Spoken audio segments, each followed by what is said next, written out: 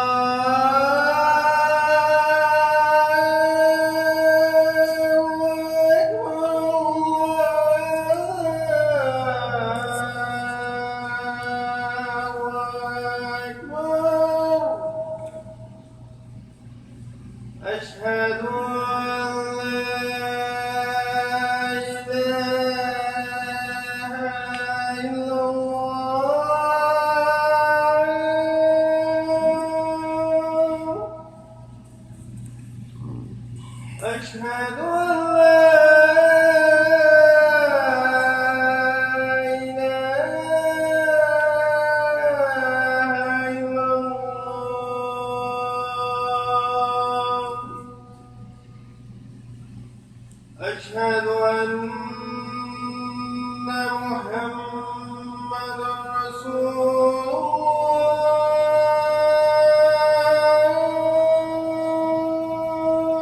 الله.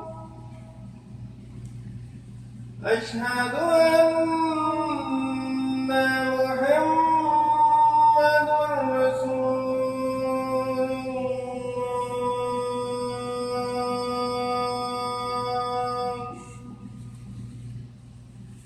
حي على السلام.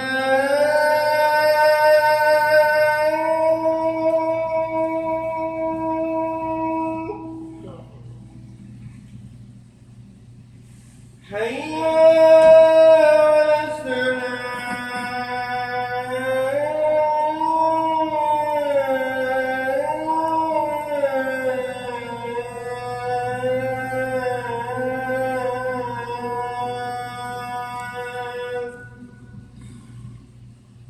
حي على الفلاح. حي على الفلاح.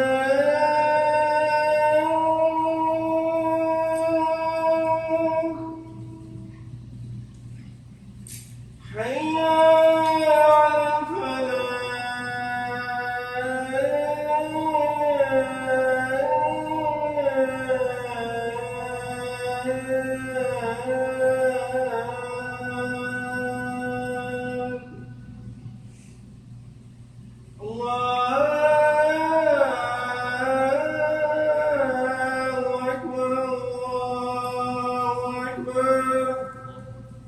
لا إله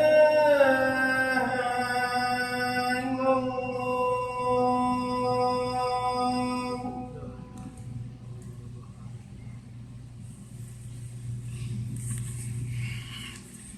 الحمد لله نحمده ونستعينه ونستغفره ونعوذ بالله من شرور أنفسنا ومن سيئات أعمالنا. من يهد الله فلا مضل له ومن يضلل فلا هادي له، وأشهد أن لا إله إلا الله وحده لا شريك له، وأشهد أن محمدا عبده ورسوله. يا أيها الذين آمنوا اتقوا الله حق تقاته ولا تموتن إلا وأنتم مسلمون. يا أيها الناس اتقوا ربكم الذي خلقكم من نفس واحدة وخلق منها زوجها وبث منهما رجالا كثيرا ونساء، واتقوا الله الذي تساءلون به والأرحام إن الله كان لكم رقيبا. يا أيها الذين آمنوا اتقوا الله وقولوا قولا سديدا يصلح لكم أعمالكم ويغفر لكم ذنوبكم، ومن يطع الله ورسوله فقد فاز فوزا عظيما. أما بعد، إن أصدق حديث كتاب الله عز وجل، وأحسن هدي محمد صلى الله عليه وسلم، والشر أمور محدثاتها، وكل محدثة في الإسلام بدعة، وكل بدعة ضلالة، وكل ضلالة في النار. Alhamdulillah Rabbil Alameen. All praise due to Allah, And we send the after salatu salam, the best of salutations, ala khayra khalqillah, Muhammad ibn Abdullah, wa ala alihi wa dhurriyati min sunnah bi sunnati ila yawmiddin. Amma ba'd. For those of us who are not in attendance, as I can see, there are many faces that were not here last week. We would like to continue on with what we mentioned, what we were speaking about last week regarding our souls. Wallahi tawfiq. Last week we were speaking about our souls and the importance of tazkiyat an-nafs and purifying our souls, and the importance of keeping our souls free from corruption. Today, bidnillah, I will be touching on the importance of illuminating our souls. What is this? What is the illumination of our souls, of ourselves? It's all in regards to the various levels of our Eeman in Allah Azza wa Jal, with faith and practice. And I want to remind us that in regards to our souls, as we mentioned last week, we are all created in the same place, at the same time, and for the same purpose, to worship Allah Ta'ala, la sharika lah, without associating any partners with Him. And now that we are here, and Allah Azza wa Jal had joined our souls into our individual bodies, we now have an opportunity to be better than our fellow man in terms of good deeds. As Allah Azza wa Jalla says, تبارك الذي بيده ملك وهو على كل شيء قدير الذي خلق الموت والحياة ليبلوكم أيكم أحسن عملا. إلى آخر آية. Allah Azza wa Jalla has reminded us that He is mighty and majestic, and all the praise belongs to Him, and the dominion is in His hands. And He had created us for a noble purpose, to test us, to try us, to find out which one of us can accumulate the most. Which one of us are best in doing good deeds. That is the point and the hadith behind our khutbah today, Nadib Salam Eeman, is the purity of our Eeman. And this is what Allah Azza wa Jal is scanning in our hearts, in our individual selves. That pure Eeman that is acceptable to Allah Ta'ala. And our light within our Eeman will fluctuate. And that we must understand. We're all created in the same place by Allah Azza wa Jal and for the same purpose. But as we descend down to earth and put into our individual bodies, we become distracted by this hayat dunya. Al-hakim mutakathir. Allah Azza wa Jalla says, the race and the haste for the fruits and the fineries of life distract us. Hatta dhartumul maqabir. Until we return into our graves. So, the purer our deeds will result in a brighter light of Eeman in us, within us, and within our actions with Allah. And just like everything else, my dear Basalam Eeman, it will require time and effort, and it will grow and develop in stages. Our Eeman is not one and the same. It does not just come. It comes through work and effort. Through work, casual work? No. Sincere effort. That what we do, we're doing it, bi'idhnillah, tabarak ta'ala, for the purpose and the sole desire to please Allah, tabarak ta'ala. And it is in this developmental process that we will illuminate our souls. And we have to understand that we will, through this process, be purifying and cleansing our souls. Through this process of doing good for the sake of Allah, joining good and forbidding evil for the sake of Allah, speaking good, refraining from saying bad things, as the Messenger of Allah sallallahu alaihi wasallam said. Man kana yu'minuna billahi wal yawmil akhir. فَلْيَقُلْ خَيْرًا أَوْ فَلْيَصْمُتْ. Whosoever believes in Allah Ta'ala and the last day, then we should either speak good or remain silent. These are things that are directly connected to ourselves. These are actions that we can perform from our speech, in our hands, and our limbs that are directly connected to our souls. And we need to understand, we need to keep these things in mind, that the actions that we perform on this earth, in this life, will be a direct result of how we respond in the next life. Let me repeat.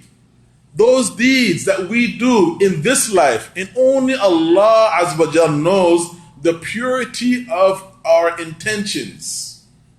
They will be directly connected to what results in the questioning and the actions of the next life. Because as soon as we're placed into our graves, the questioning will start. The Messenger of Allah sallallahu alaihi wasallam, alladhi la yantiq an al-hawa, the one does not speak of his own desires. He said very clearly, the moment that we are put into the grave, those people who bury him, the Messenger of Allah sallallahu alaihi wasallam said, pray for your brother, pray for your companion, because at this very moment they are being questioned. The moment we're put into our graves and we're relieved from this earthly existence and we're in a spiritual realm, the Messenger of Allah sallallahu alaihi wasallam, he said that 2 angels will be sent to us, very fierce angels.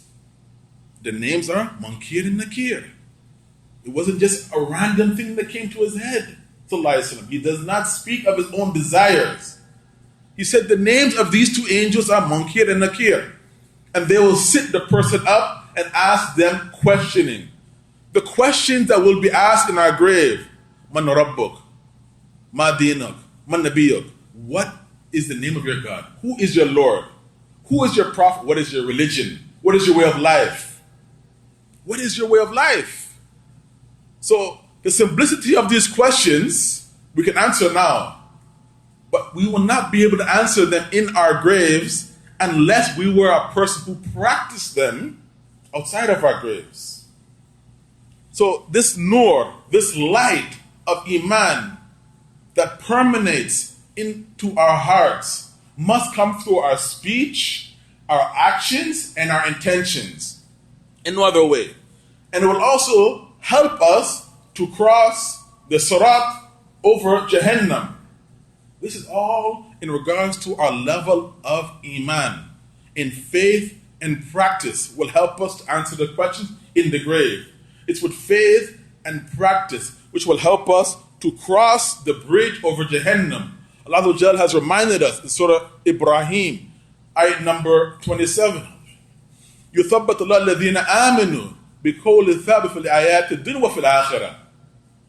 Allah will yuthabbit. He will give the firmness. Those people who believed in this life, Allah will give them the firmness in that next life, which means in the grave. And inshallah, may Allah give us all that firmness, Allahumma ameen, that we'll be able to answer those questions. May Allah give us the thabat, that our speech and our actions harmonize with the Eeman in our hearts. I mean, so the believers, may Allah make us of those.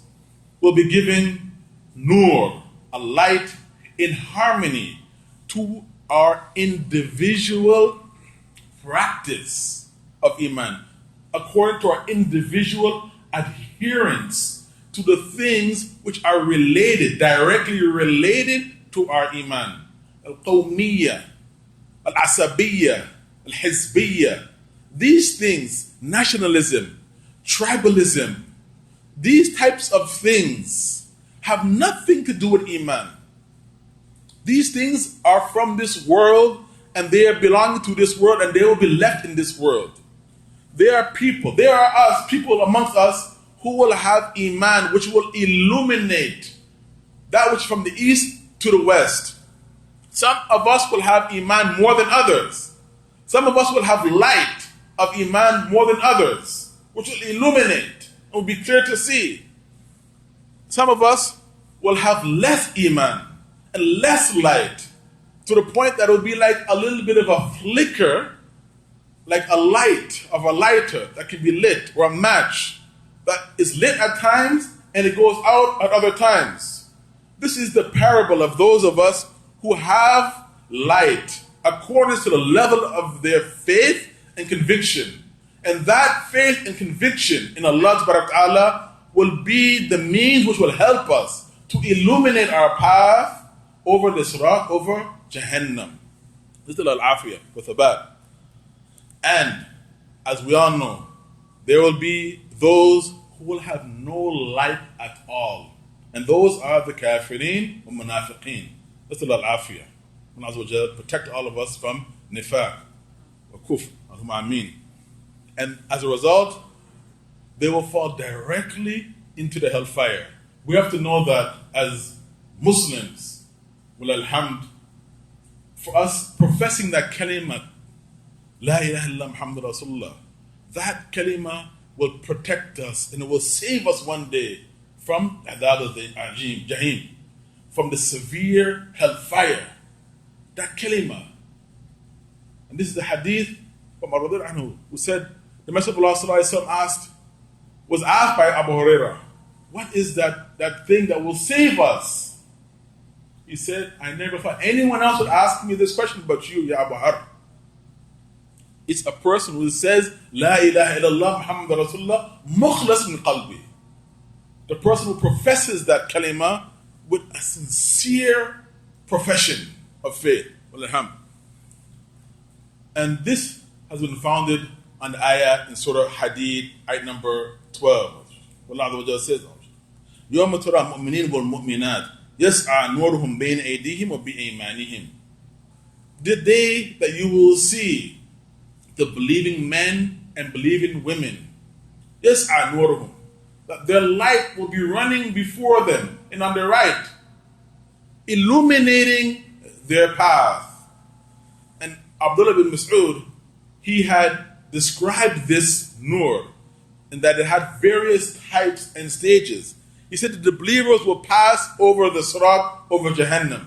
Some like a speed of light, or a bolt of lightning. Some like wind. Some like men on a journey. Some people will have light as large as a mountain. Others will have light, will be the size of a man in standing position. Some will have a little bit of light, like a flickering, that the light will be on sometimes, and they will walk, and then when it turns off, they will stop. And they will move like this until they reach the other side of the Sirat over Jahannam. And at the end of the Sirat, Muhammad Sallallahu Alaihi Wasallam, he will be calling out to the believers and supplicating, Rabbi Sallim Sallim. Oh my Lord, grant them safety. Oh my Lord, grant them safety. So my dear Brother Salam Eeman, this is the example of the light in the next life. And Allah has given us an example of our nur, our light of our Eeman inside of our souls. In this life, in Surah Nur, ayat number 35, where He says, Allah nur samawati wal ard, mathala nurihi kamishkat. Allah says that He is the light of the heavens and the earth. And the example of His nur, kamishkat, is like a niche. Fiha misbah. Misbah fi zujaja.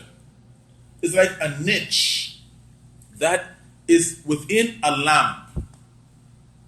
And that niche inside the lamp is like a little wick inside a glass lamp.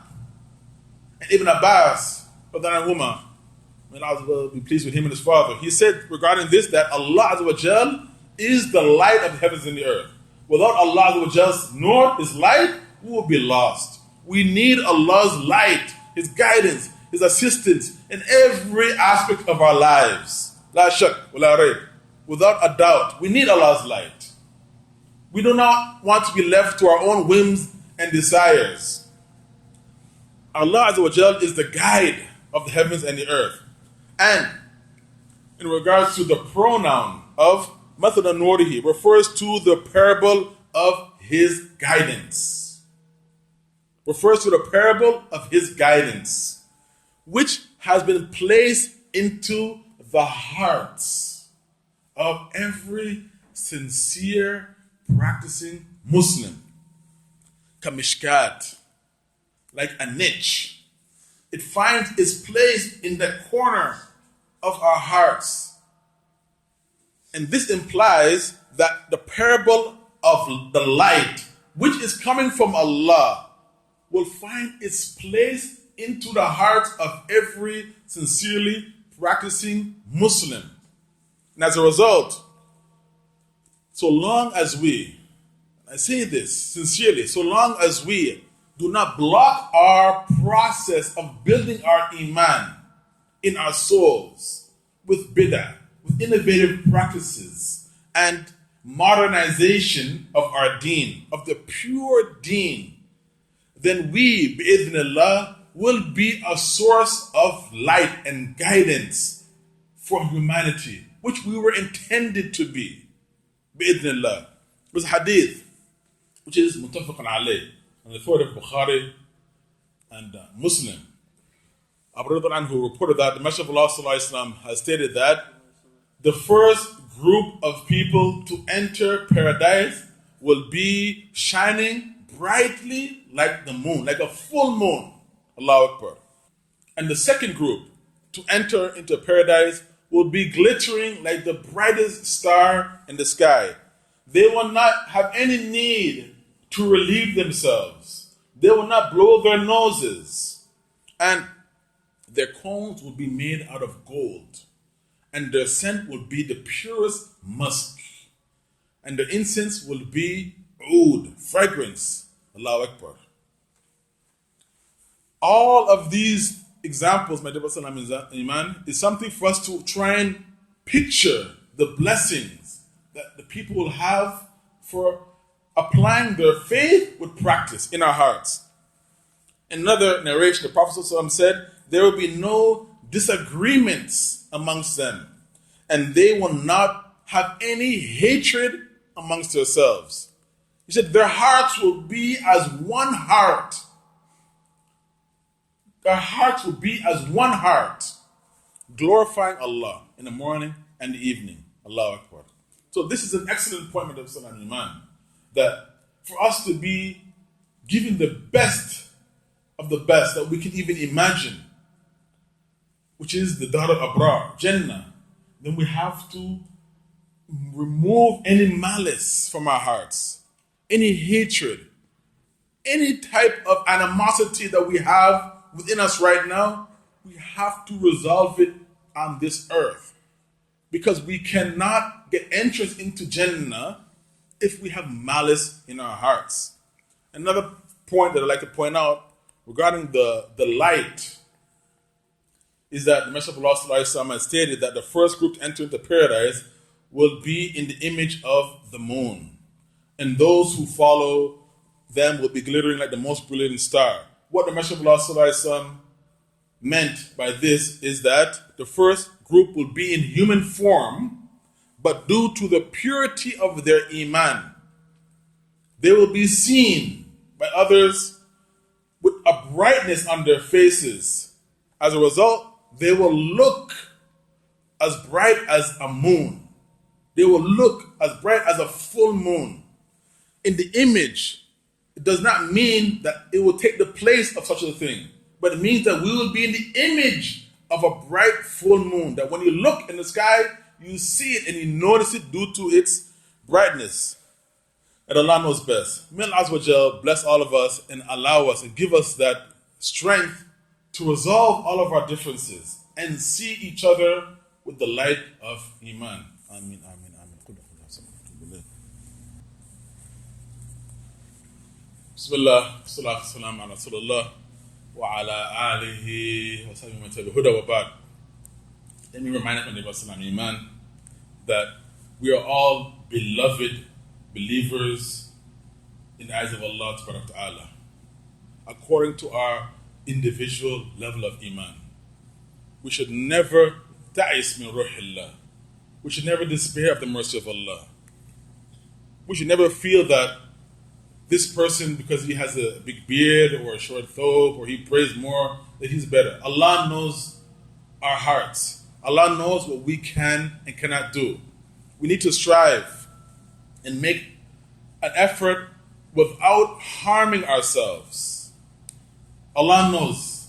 La yukallifu Allahu nafsan illa wus'aha. Allah Azza wa Jalla does not place a burden on a soul more than it can bear. Remember, the Messenger of Allah has stated, Al-mu'min al-qawi khair wa hab ila Allah min al-mu'min al-da'if wa fi kulli khair. Ahris ala ma yanfa'ak was'iz billah. Ila akhir hadith. The Messenger of Allah, he said that the strong believer, khair wa hab, is better and more beloved to Allah min al-mu'min al-da'if, than the weak believer. But in both cases, there is goodness. Then the Messenger of Allah in this noble hadith, and I urge all of us to go back and look at it and research, he made the emphasis on the weak believer. He did not take away the fact that they are both believers in the eyes of Allah. One is stronger than the other, but the strong one is better. So ahras ala ma yanfa'ak, he said. The first thing he said, that we should always try and strive with those things that are beneficial for us. Was'iz billah. And strive and make effort, and we will stumble and fall along the way, but we should always seek Allah's assistance and help and refuge in Allah Ta'ala. The point I want to highlight from this hadith is regarding the types and qualities of believers. That we're not all the same, not on the same mustawa. Allah just said, الَّذِي خَلَقَ الْمَوْتِ وَالْحَيَاةِ. He had created death so that we can live forever in the next life, in goodness. He created this life, He created death so that we can live forever and ever in Dar al-Abrar. This is where we came from. And this is what we have to strive to reach and get back to. Jannah, Dar al-Abrar. So we have to try and perfect our deeds. Whatever deed we do, faqinu. If any of us do any deeds, any work, let us do the best that we can do. When we work seriously. In this world, in our worldly efforts, the people will see our effort. Say, this Muslim guy, non-Muslims will look and say, this guy is doing a good job. He doesn't know very much of what he's doing, but he's making a good effort. That light of Eeman will penetrate into their hearts and say, yeah, Abdul or Fatima, I see you're doing a good job. Let me help you. And when they come into contact with the believers, the light of Eeman will affect them. La shak. I want to end us off with the type of believer that we should try to strive to be. Abdullah bin Mas'ud, he was a glowing example of faith and practice. Abdullah bin Mas'ud, he was one of the earliest converts to Islam. And I urge all of us to look and study the life of Ashab Rasul Sallallahu Alaihi Wasallam. That he was from an unknown tribe. He was from an unknown tribe in Mecca Mukarramah. He was the first person to recite the Quran public in Mecca Mukarramah. He was beaten severely. Reciting the Quran to these people. And he was described as a man who was as small as a bird. He was very, extremely dark-skinned. And he was very short. He said he was as short as a man who would be sitting. This is how short he was described to be. And he was considered amongst all the companions the one who resembled Muhammad Sallallahu Alaihi Wasallam the most. And one day, him speaking about himself, he climbed up a tree to get some miswak for the Prophet Sallallahu Alaihi Wasallam. And the wind started to sway the tree. And his thobe, his izar, was lifted up and it was moving in the tree. And the Sahaba, they started to laugh at him, mainly the Ansar, because they didn't know much about the sacrifice, the extreme sacrifice of the Muhajirin. So the Sahaba, mainly the Ansar, they started to laugh, chuckle at the thinness of his calves. The Messenger of Allah sallallahu alaihi wasallam asked him, what makes you laugh? Why are you laughing? He said, Ya Rasulullah, look at his legs. Look at how thin his calves are. The Messenger of Allah sallallahu alaihi wasallam, he said, Wallahi, he said, I swear by Allah, that these legs are more heavy and will be more heavy on the scales in eyes of Allah, Yawm al-Qiyamah. Allahu Akbar. Why I mention this, my brother Salam and Eeman, is that because as humans, we are very judgmental. We like to judge a book by its cover. We don't know the financial situation of a person. We don't know the situation the person has at home. We don't know the physical conditioning of an individual. Sometimes we don't even know ourselves very well. But the point is, I want all of us to strive in the path of Allah. Do whatever we can. Give whatever you can. And don't stop. And don't belittle any act of charity, any act of ibadah, and let us strive to do whatever it is that we do in accordance to the sunnah of the Prophet ﷺ. Let us keep moving forward with the tawfiq of Allah ta'ala. Ameen, ameen, ameen. Inna Allah wa malaikatu yusalluna ala nabi. Ya alladhina amanu. Allahumma salli ala Muhammad wa ala ali Muhammad. Kama sallaita ala Ibrahim wa ala ali Ibrahim. Innaka hamidun majid. Allahumma barik ala Muhammad wa ala ali Muhammad. كما باركت على إبراهيم وعلى آل إبراهيم إنك حميد مجيد ربنا آتنا في الدنيا حسنة وفق وقنا عذاب النار. قم الصلاة.